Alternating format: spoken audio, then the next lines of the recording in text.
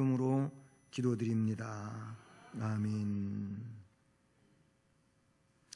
할렐루야. 네, 주님이 종말에 관하여 마태복음 24장에 말씀해 주시면서 세상 끝에 징조들에 대하여 말씀해 주신 내용이 있고요. 여러 가지 지진, 기근, 전쟁, 그리고 또 말세 현상들에 대한 이런 내용들 말씀을 하시면서 이런 것들이 결국 세상 종말을 재촉하는 내용들이 될 거다 말씀해 주셨고요. 하지만 최종적으로 해주신 말씀은 복음이 땅끝까지 전파되어져야 그제야 끝이 온다, 이런 말씀을 하고 있어요. 이것은 그 세상의 종말의 종지부를 찍는 내용은 복음의 땅끝까지의 전파인 것이죠. 그래서 이 예수를 구세주로 믿는 하나님의 백성이고 성도들의 입장에서 보게 되면은 천국이 빨리 오는 게 좋습니까? 늦게 있다 오는 게 좋겠습니까? 빨리. 그래요. 빨리 오는 게 좋은 겁니다. 그러면은 여긴 뭐 그런 분들이 이제 없으리라고 생각하는데, 난 결혼도 안 했는데 주님 오시면 결혼이나 해보고 주님이 오셔야지. 누가 그랬어요. 우리 집에 어떤 아이가 그랬어요, 그 전에. 그런데 그런 일도 있을 수 있고요. 뭐 등등 여러 가지 이유를 대면서 주님 조금만 더 있다 오시죠, 이럴 사람들도 없지 않아 있습니다. 그 중에 나는 아직 준비가 안 됐기 때문에 준비한 다음에 오세요, 이런 분도 없지 않아 있을 수도 있는데요. 그러나 주님이 말씀해 주신 내용은 복음이 땅끝까지 전파되어지면 그제야 끝이 온다. 천국을 사모하고 그 나라를 기대하고 그 나라가 속히 이루어지기를 원하는 사람이라면 그러므로 뭐 해야 되냐면은 복음의 땅끝까지 전파되기 위하여 힘써야 할 줄로 믿습니다.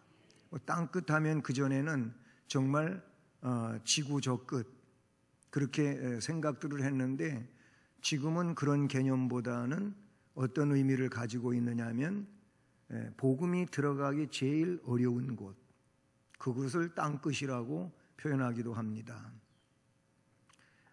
그 내용을 이 종교적으로는 이슬람권이라고도 이야기해요. 이슬람 속에 이 복음이 들어가는 일은 정말 힘들고 어렵습니다. 그냥 발각되면 그 자리에서 목을 베서 죽이는 이런 일이 빈번하게 벌어지고 있잖아요.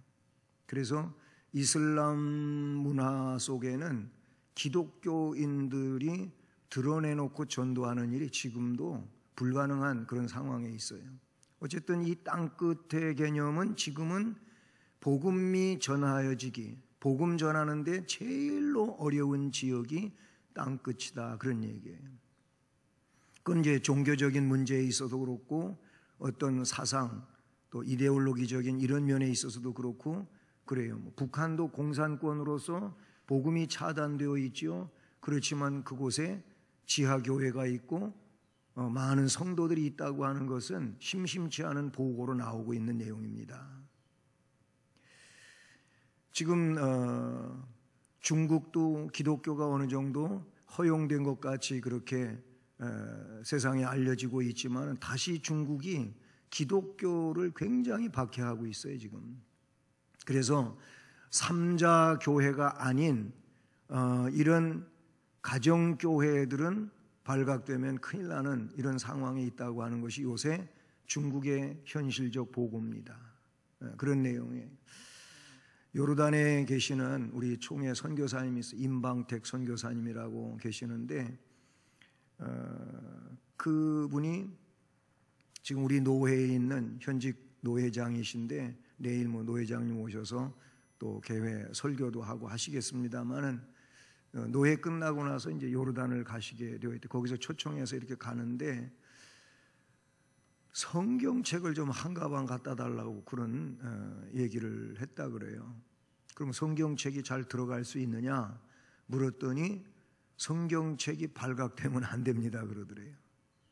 그러면은 어떻게 가방을 이 백을 끌고 들어갔냐 그랬더니 그분이 하는 얘기가 이상하게 목사님들 백은 조사를 안 합니다. 그런데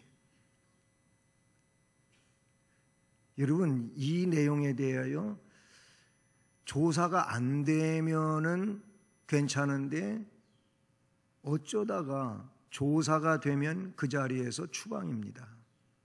그리고 추방되면 어떤 상황이냐면 블랙리스트에 올라가게 돼서 이제 어떤 나라를 들어가고자 할 때 통관을 할 때에는 그 블랙리스트에 해당된 사람들은 이제 통관이 어려워요. 그런 상황이 되는 겁니다. 가져오래요. 성경을 한 가방만 좀 갖다 주십시오. 이렇게 얘기를 하는데 가지고는 가고 싶은데 요거 며칠 전에 임원회 만나서 한 얘기예요. 가지고 가기가 이걸 어떻게 결정을 해야 되겠는가 그런 얘기를 하면서 말씀을 꺼내고 이야기하는 것을 들어봤습니다. 그러니까 요르단도 기독교가 공식적으로는 존재할 수 없는 그런 지역이잖아요. 기독교를 탄압하고 박해하고 그 안에 있다면은 다 퇴출시키고 하는 이런 상황인 거죠. 제가 말씀드린 요지는 뭐냐면 복음이 땅끝까지 전해지면은 주님이 재림하시고 그리고 역사는 종말이 되고 영원한 하나님의 나라가 펼쳐집니다. 이게 주님의 말씀이에요. 그 말씀의 의미는 뭐냐면 복음은 땅끝까지 전해진다는 겁니다.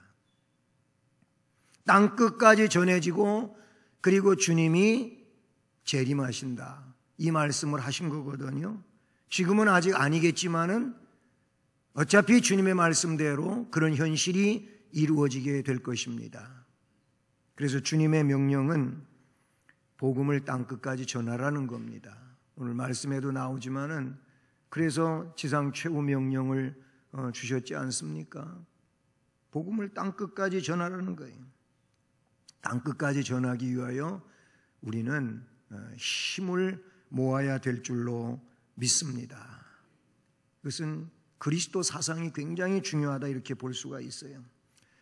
오늘 이제 열정 터치가 시작되는 그런 주일이고 이제 한 주간 열정 터치 분과에서 새벽 예배 임무를 담당하고 그렇게 이끌고 가는데 캐나다에서 굉장히 유명세를 떨치고 있는 우리 한국인이 있습니다.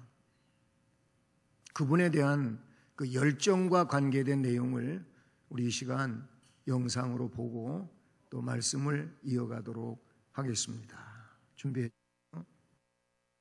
캐나다 최대 교육 투자 기업인 CGI 그룹 창설자 정문현 회장. 그는 캐나다 교육계와 문화예술계의 새로운 리더로 급부상하고 있다. 캐나다와 미국에서 41개의 직업전문대학과 2개의 종합대학교를 이끌고 있는 정문현 회장. I'm sure each one of you.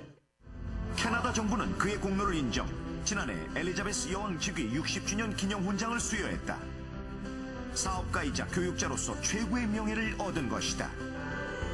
그러나 정문현 회장이 가장 가치 있게 여기는 것은 사회 공헌과 봉사. 그는 수익의 30%를 사회에 환원하고 있다. 사회에 자기 하는 일이 이바지된다는 그런 마음이 들면 그 사람 성공하는 거예요.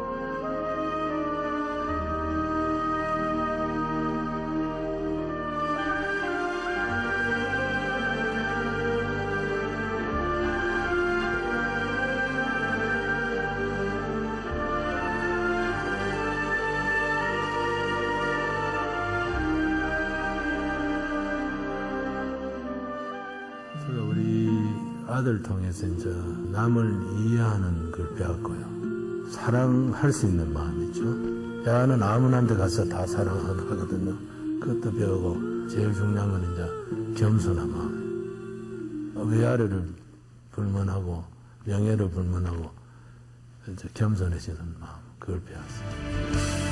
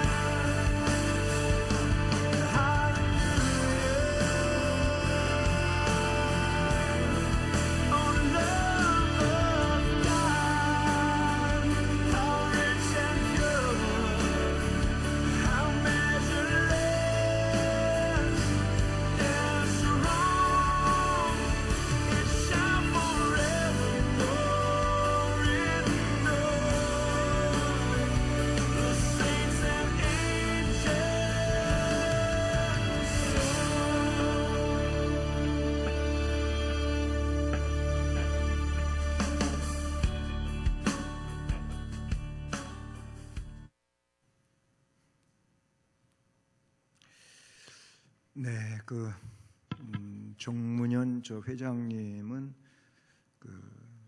이민 목회자의 아들로 태어나서 많은 시련을 통해 가지고 사업에 성공한 분이죠. 많은 그런 산업대학과 종합대학을 그렇게 또 만들고 실제 운영권자로 이렇게 외국에서 명성 있게 살아가는 분이에요.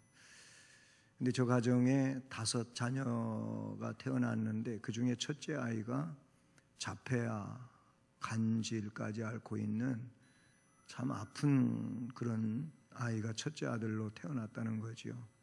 32살에 하나님이 불러가셨는데, 근데 이 아이를 세상 명성을 위해서는 없는 애같이 숨기고 살았었다 그런 얘기예요. 그런데 어느 순간에부터 자랑하는 그 아들을 안면에 내세우고 자랑하는 이런 분이 됐다고 하지 않습니까? 이 자막에 나왔던 것처럼 저렇게 자폐아이며 몹쓸 병에 시달리고 어렵게 산 아이지만은 이 아이는 지성 또 이성, 명성을 아우르는 영성을 갖고 있는 그런 아이였다고 고백하고 있습니다. 우리는 이제 지성도 좋고 이성도 좋고 명성도 좋은데 정말 영성이 있어야 돼요. 영성 없는 지성, 기독교를 이상하게 만듭니다. 이 영성이 없는 이성은 맨날 따지기나 하고 그 이성을 가지고 자꾸 계산하고 말하려고 합니다.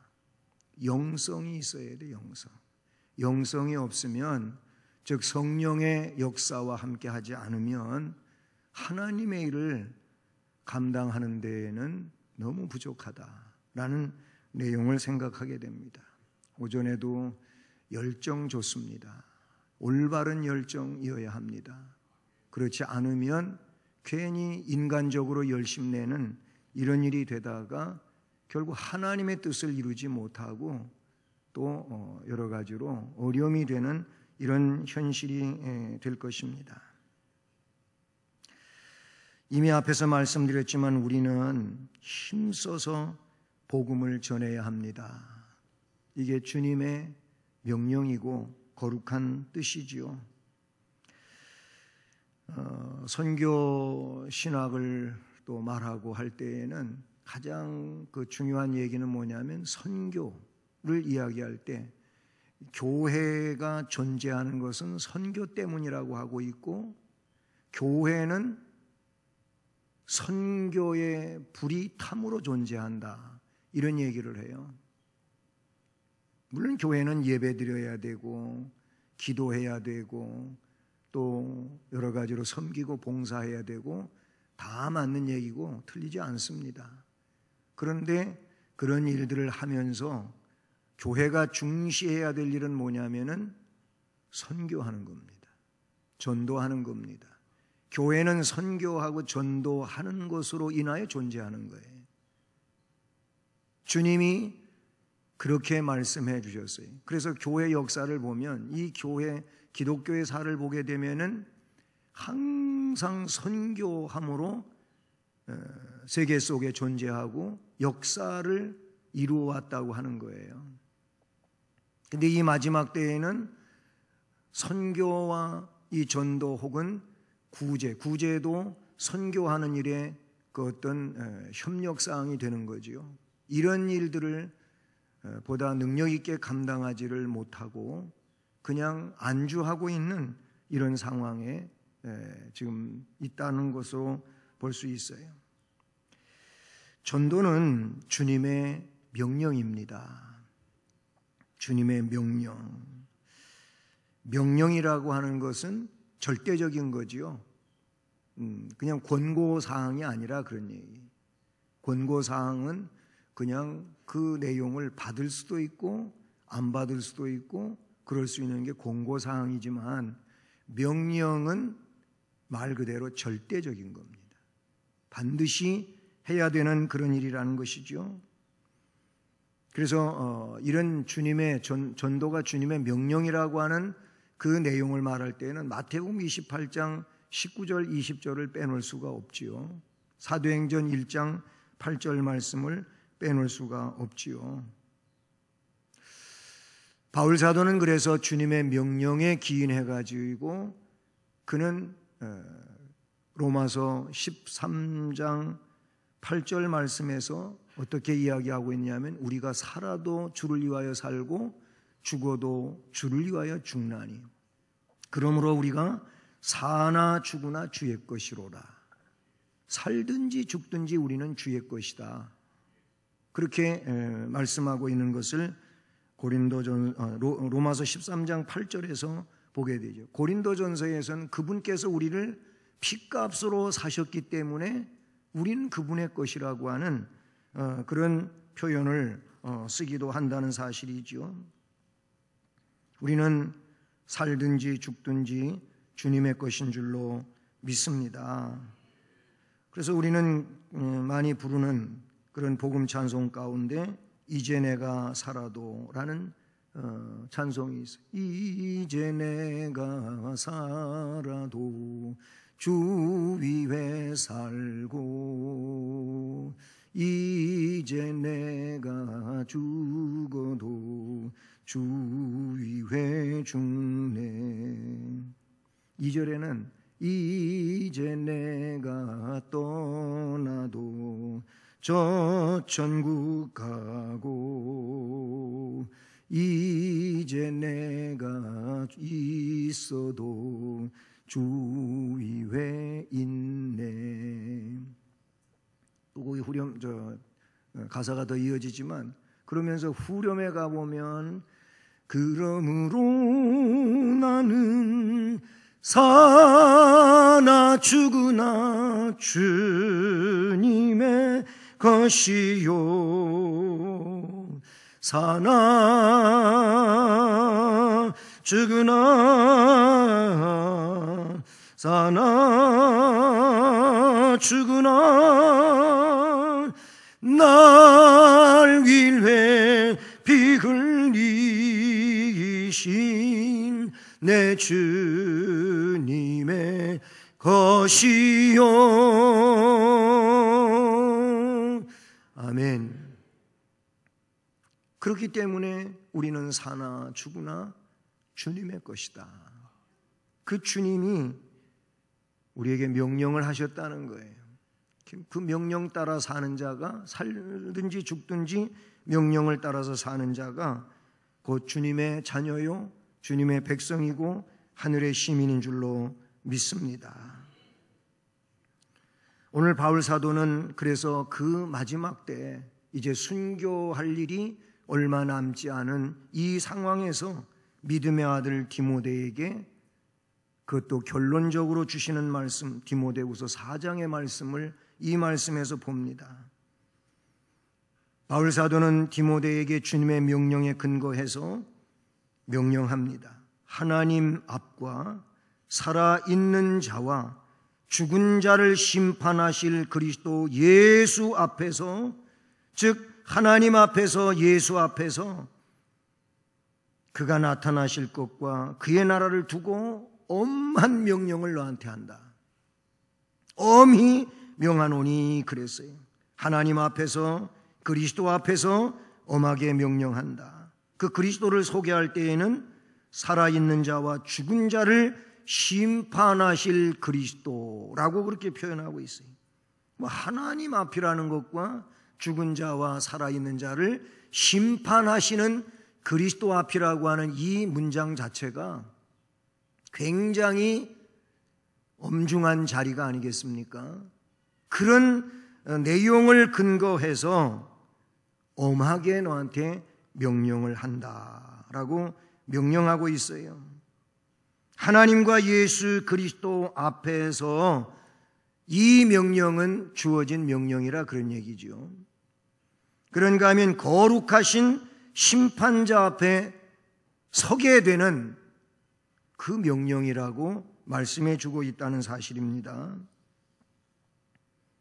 그러므로 그 날을 주님이 재림하시고, 아니 그 심판하시는 주님 앞에 서는 날, 그분 앞에 우리가 무엇을 가지고 나갈 것인가 라는 겁니다. 그때 명령에 순종했느냐 순종하지 않았느냐, 이것으로 주님 앞에 나갈 수밖에 없다는 것이죠. 바울 사도는 좀 더 뒤에 이어지는 말씀에 보면은 나는 이제 전제와 같이 부어졌다. 제사의 마지막이 그 의식이 전제거든. 전제, 제물에다가 포도주를 붓는 그 의식 자체가 전제. 그러니까 전제는 제사의 끝부분이라 그런 얘기. 그러니까 나 자신이 주님 앞에 제물로 드려지는데 이제 나에게는 전제가 부어졌다. 그러니 나의 모든 사명은 끝이다. 그 말을 하고 있는 거예요. 그렇게 전도자의 끝을 이야기하면서 뭐라고 말씀합니까? 말씀 그 7절을 보면 나는 선한 싸움을 싸웠다. 나의 달려갈 길을 이제 마친다. 그리고 나는 믿음을 지켰다. 이 세 가지를 이야기하고 있어요. 명령에 순종한 것이죠. 명령에 순종한 자가 할 수 있는 말인 줄로 믿습니다. 선한 싸움을 싸워서 끝나야 됩니다. 우리가 주님 앞에 서는 내 목숨 다하는 그날까지 선한 싸움을 싸워야 되는데, 이것이 영적인 싸움이죠. 혈육을 위해서 싸우는 게 아니에요. 혈기를 부리며 싸우는 게 아니고 복음을 가지고 말씀을 가지고 이 선한 싸움을 우리는 끝까지 싸워야 됩니다. 뿐만 아니라 달려갈 길이 우리에게 있어요. 주님을 위하여 가야 할 길이 있다 그 얘기죠. 이 길을 우리는 끝까지 가서 맞춰야 됩니다. 중도에 하차하면 안 됩니다. 끝까지 가야 되는 거예요. 그리고 그렇게 하되 믿음을 지키며 가야 될 줄로 믿습니다. 그 세 가지의 내용을 이야기하죠. 그렇기에 이제 후로는 나를 위하여 의의 면류관이 예비되었다. 그런데 이런 것은 나뿐만이 아니고 나와 같이 주의 나타나심을 사모하는 모든 자에게도 주어지는 면류관이다. 할렐루야. 우리도 뭐 해야 됩니까? 선한 싸움 싸우고 달려갈 길을 마치고 믿음을 지키는 명령에 순종하는 자가 되어야 할 줄로 믿습니다. 이 명령은 본문 1절에서 소개하고 있는 것처럼 엄중한 명령이다. 그런 거예요. 무게 있는 명령이란 말이죠. 그런 말씀은 곧 이 명령 안에 우리는 살아야 된다라는 겁니다. 마태복음에서는 모든 민족이라고 되어 있습니다. 마가복음에서는 천하 만민이라고 되어 있습니다.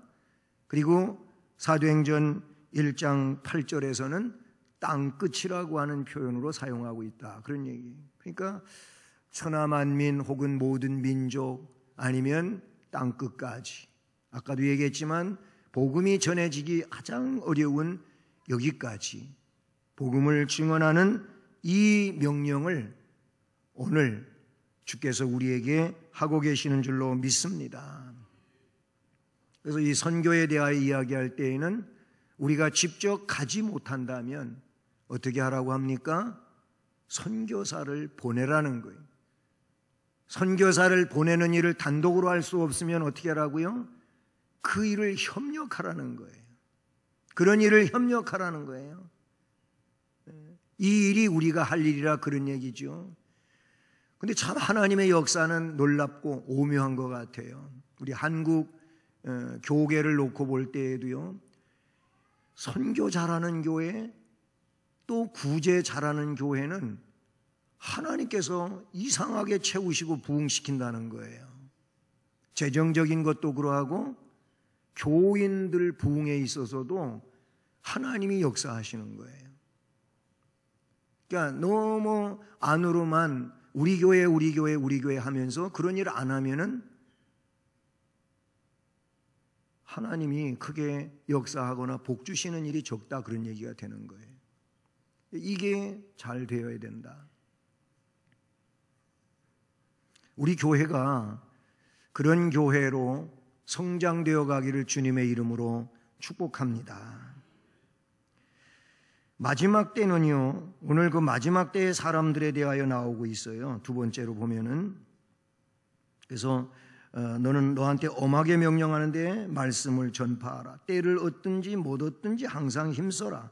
범사에 오래 참음과 가르침으로 경계하며 경책하며 권하라. 결국 복음을 전하고 가르치고 권면하고 이런 일을 하라고 말씀하시죠. 그러면서 3절에서 때가 이른다. 어떤 때입니까? 어려운 때를 말하는 거예요. 그전에는 복음 전하는 게 그래도 수월했던 거죠. 오늘날보다. 그랬어요. 우리 한국에도 뭐 선교사들이 와서 피 뿌려 복음을 전하기는 했지만은 그 이후에 뭐 1950년대, 60년대, 70년대까지는 복음 전파하고 교회 세우는데 지금처럼 어렵진 않았어요. 아주 지금과 비교하면 그래도 쉬웠던 거예요. 그냥 천막 치고, 옛날 말로 가만히 짝 깔고 비료부대 깔고 그래고 해도 교회가 부흥이 됐어요. 우리 수원성심교회도 천막에서부터 시작했잖아요. 서울서 저도 목회할 때 비닐하우스에서부터 시작했어요. 비닐하우스촌에서 비닐하우스부터 시작해갖고 교회가 일어선 거거든요. 그땐 그렇게 해도 됐어요. 지금 그런데 그렇게 해놓고 전도하고 교회 부흥시키려고 하면은 안 와요. 안 가잖아요, 사람들이.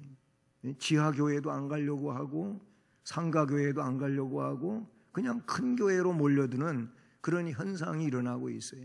그리고 가서 거기서 나는 어느 교회에 출석한다고 하면 일은 하나도 안 하고 그 교회 가서 주일 예배만 드리는데 그 교회 교인으로 굉장히 뭐 어깨 피고 자랑하고 그러는데 저는 그게 바람직하지 않다고 생각해요. 그가 주를 위하여 뭘 얼마만큼 헌신하고 봉사하는가 중요한 거지 그 교회에 출석해서 예배 드린다고 중요한 거겠습니까?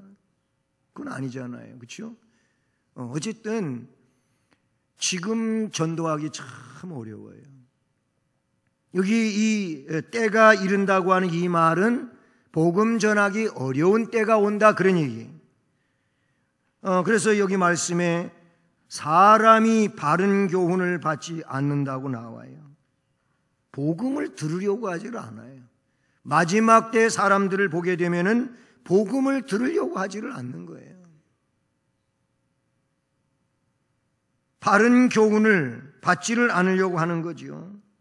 여기서 바른 교훈은 그리스도를 통하여 구원받는 믿음을 이야기하는 거지요. 그게 복음의 진리고 이게 복음의 진수고 핵심이다, 그런 얘기예요. 그리스도, 예수, 그의 십자가, 그 구속의 공로, 이것이 성경의 핵심이고 복음이잖아요. 근데 이 이야기를 들으려고 하지를 않는다, 그런 얘기예요. 이 세상 마지막 때가 되면 사람들의 마음은 완악해져요. 그리스도를 영접하려고 하지를 않아요. 그러기에 그리스도인들은 더 늦기 전에 지금 구원의 복음을 부지런히 전해야 될 줄로 믿습니다. 더 끝자락에 가서는 더 심각해질 테니까 그래도 지금은 은혜 받을 만한 때요, 구원의 날이라고 주께서 말씀하셨으므로 그 소망 가지고 우리는 할 수만 있는 대로 전도해야 될 줄로 믿습니다. 말씀은 그래요. 바른 교훈을 받지를 않는데요. 그 다음에는 귀가 가려워서 자기의 사욕을 따를 스승을 많이 둔답니다. 거짓 스승을 더 좋아해요. 자기 귀를 채워주고 즐겁게 하는 이런 내용을 좋아하지, 복음, 이 복음의 내용, 십자가, 고난, 아니면은 구속, 뭐 이런 내용을 별로 달갑게 받지를 않는다는 것이죠.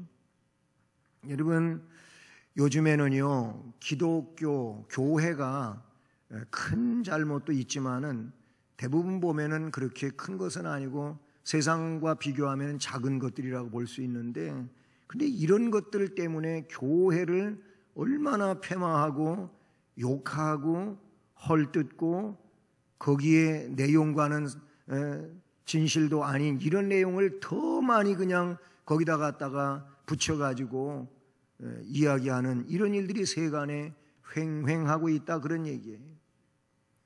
이거는 안티 세력이 그렇게 하고 있는 거예요. 그 안티 기독교의 그런 내용들을 보게 되면은요, 기독교 폐마하는 일들이 이게 뭐 좀 극에 달했어요. 극에 달했어. 그리고 욕하는 내용들을 보면은요, 욕의 그 내용이 너무나도 악랄해요. 그렇게 욕해요. 뭐 교인, 목사, 장로, 권사, 교회 욕하는 내용을 보면은요, 너무 무서워요. 그런 욕을 함부로 해대는 것이, 그것도 공개적으로 그렇게 한다는 거예요. 지금 현실이 그래요. 교회가 욕먹을 일도 한 것이 없지 않아 있어요. 싸우고, 그리고 세상에 빛이 되지 못하고 소금이 되지 못한 이런 부분에 대한 것 자중해야 되겠죠. 정말 복음 안에서 바르게 우리가 살아야 되는 것 틀림이 없습니다. 이 안티 기독교의 내용을 보면 전부 거짓 스승들이에요. 그래서 거기에 장단을 맞추고 춤을 추는 이런 일들이 생겨나게 되는 것이죠. 복음보다는 귀가 가려워가지고 자기 듣기 좋은 말만 듣고 자신의 본성을 충족시켜줄 이 교훈을 따라가고 그런단 말이죠. 그런가 하면 말씀에 허탄한 이야기를 좋아한답니다. 그 귀를 진리에서 돌이켜 허탄한 이야기를 따른다고 합니다. 비복음, 거짓 진리, 이단 사설, 이런 것들이 진리와 뒤바꿔져 가지고 사람들을 현혹시키고 거기에 물들고 빨려드는 이런 일들이 마지막 때에 일어난다, 그런 얘기예요. 그런데 바울 사도는 말합니다. 마지막 오늘 말씀 5절에 보면, 그러나 너는, 세상은 그러하다 할지라도 그러나 너는 모든 일에 신중하라, 고난을 받으라, 전도인의 일을 하라, 직무를 다하라 라고 말합니다. 즉 전도자의 일을 말씀해 주고 있다는 사실이죠. 성도가 말씀을 맡은 직분자로서 신중해서 또 그런 일을 신중하게 감당하는 데에는 나름대로의 고난이 있으니 고난을 받으며, 그래서 복음을 변질시키지 말고 결실을 거두는 이런 일을 해야 함이 마땅한 줄로 믿습니다. 즉 믿는 자로서 책임의식을 가지고 살아라 라는 말씀이지요. 그리고 인내심이 있어야 된다라는 겁니다. 그래서 고난을 받으며 라는 말이에요. 고난이 있다고 그냥 주저앉거나 낙심하거나 좌절할 일이 아니고 그러나 이런 모든 것들을 견뎌내는 그런 심령이 되어야 할 것을 말씀하지요. 이미 말씀드렸지만 그래서 4장 7절에서는 선한 싸움을 싸워야 된다. 그리고 달려갈 길을 달려가야 된다. 믿음을 지켜야 된다 그랬어요. 요한계시록 7장 14절 말씀을 보면 그 앞부분에서부터 시작된 말씀에 14만 4천을 이야기하고 그리고 하나님 우리 예수님 구주 예수님을 그 보좌 앞에서 아주 놀라운 찬양을 하는 큰 무리를 이야기합니다. 흰옷 입은 큰 무리가 찬양을 하는데 근데 14절 말씀에 이 흰옷을 입은 큰 무리는 누구냐? 라는 질문이 나와요. 그때 그 질문의 대답이 어떻게 주어지냐면 이 흰옷 입은 큰 무리는 큰 환난에서 나오는 자들이라 그래요.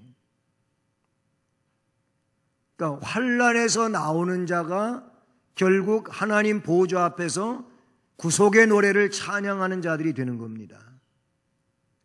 그게 뭐예요? 큰 환난에서 나온다고 하는 것이 고난 없이 가는 삶이 아니잖아요. 우리는 삶의 환난이 있어요. 지금 이 시대는 정말 삶의 환난 때문에 신앙생활하기가 어렵잖아요. 그 삶의 환난을 우리는 믿음 안에서 인내하며 잘 이겨내야 될 줄로 믿습니다. 지금 이런 삶의 환난 때문에 예배도 무너지고 기도의 단도 무너지고 하나님 섬기는 일도 무너지고 그런 이들이 얼마나 많습니까? 이게 우리에게 주어진 환난의 문제죠. 그러나 그 환난 속에서 우리는 정상적으로 예배하고 기도하고 찬양하고 하나님을 섬기고 그리고 전도하고 선교하고 해내야 될 줄로 믿습니다. 그 흰옷 입은 무리는 큰 환난에서 나오는 자들이라고 말했고 어린 양의 피에 그 옷을 씻어서 희게 한 자들이라 그랬어요. 즉 복음 안에 있는 자들이라 그 얘기예요. 복음 안에 있는 사람이 흰옷 입은 큰 무리가 되지 복음 안에 있지 않으면 이 진리 안에 있지 않으면 어느 누구도 흰옷 입은 자가 될 수가 없어요. 그렇다면 그들은 다 내가 너희들을 알지 못하니 나를 떠나라 문을 닫고 문 밖에 쫓아내져 있는 이런 상황이 될 수밖에 없다고 하는 것을 말씀하고 있죠. 우리는 믿음을 지키기 위하여 인내해야 됩니다. 환난을 이겨야 됩니다. 그리고 예수 피 의지하고 살아야 될 줄로 믿습니다. 바울은 그래서 모든 일에 신중하라 고난을 받으며 전도자의 일을 하며 내 직무를 다하라 라고 말씀해 주시는 줄로 믿습니다. 우리에게 주어진 직무가 있습니다. 저도 여러분도 주께서 맡겨주신 직무가 있습니다. 이 직무를 다할 수 있기를 바랍니다. 그냥 어느 정도 하고 많은 게 아니고 말 그대로 직무를 다하라고 하였으니 직무를 다하는 자 되기를 주님의 이름으로 축복합니다. 모쪼록 주님의 명령에 순종하고 이 마지막 때 사람들을 보면서 전도하는 일이 쉽지는 않지만 신중하여 고난을 받으며 전도자의 일을 하며 직무를 다하라고 하시는 사도의 말씀을 기억하고 이 말씀 가운데서 은혜로운 삶을 바르게 이루어가는 우리 모두가 되기를 주님의 이름으로 축복합니다. 사랑의 하나님 아버지